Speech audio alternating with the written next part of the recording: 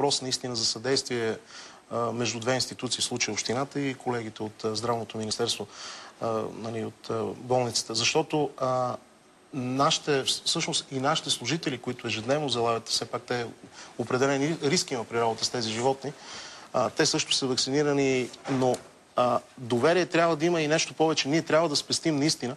Ако има инцидент и ние заловим веднага кучето, просто ние можем да спестим тази неприятна и до някъде да питам природозащитника, доходен бизнес ли е бездомните кучета? Доходен бизнес ли са? По мои наблюдения, след като години наред не се решава този проблем, явно има някаква далавера. Аз така си мисля, има някаква далавера. Някъде е заровено кучето в цялата работа. Да, определено, защото след като години наред, освен че някакви частни фирми печелят тези конкурси, както е сега тази новата фирма, изведнъж появила се в пространството. Да.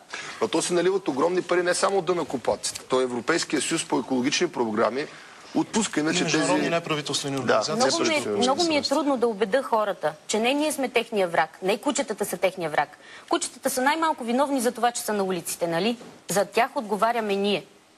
Виновни са тези, които са допуснали това нещо и продължават да допускат. Аз пак ви казвам, някои от нашите тук софийски бездомници са направо грозна гледка. Опърпани, размъкнати, такива разни кожни заболявания. Трябва да има повече грижа за тези. Те просто трябва да имат някакъв стандарт. Ако ме питате, тези кучета трябва да живеят в приюти. Те въобще мястото им не е улицата. Няма, те строят сега решено. Да, има един период, в който трябва да бъдем толерантни. 4-5 бездомника. Трябва да ви кажа, че просто се грижите, разбира се. Се грижим, точно. Но имаме желание относно техния външен вид. Трябва някакси да се полагат грижи. Много често специализирани. Много често помагат неправителствените организации, за които използвам случая да им благодаря по грижата след това на тези кучета, които са навън, защото нека да разберат специално столичани, че няма как в рамките на една година ние да ги направим тези приюти, защото все пак има приоритет. Вие твърдите, че работите, просто сте почнали отскоро. Вижте, програмата е приета април месец и забележете за първи път без нито един глас против Общинския съвет, което се случва много рядко. Пак да завършим за този бизнес. Аз твърда, че в Перник не се работи въобще по въпроса. Даже по-скоро правят нещата така, че да нямаме въобще никаква информация и никакъв допир до тази дейност. Тук как се чува от вашите колеги в София?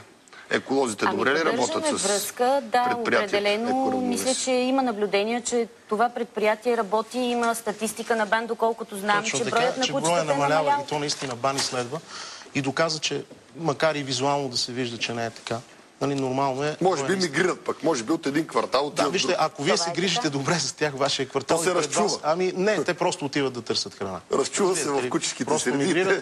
Но факт е, че само за 2 години броят е намалял от около 20 хиляди на около 11 и нещо до 12 хиляди. И това по изследване на БАН. Искам само да попитам, защо се правят закони в България?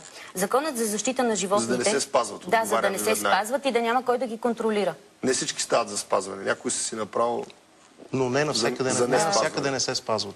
Искам само да кажа, при една проверка в изолатора, скоро инициирана от нас, дойдоха РИОКОЗ, РВМС Перник, представители.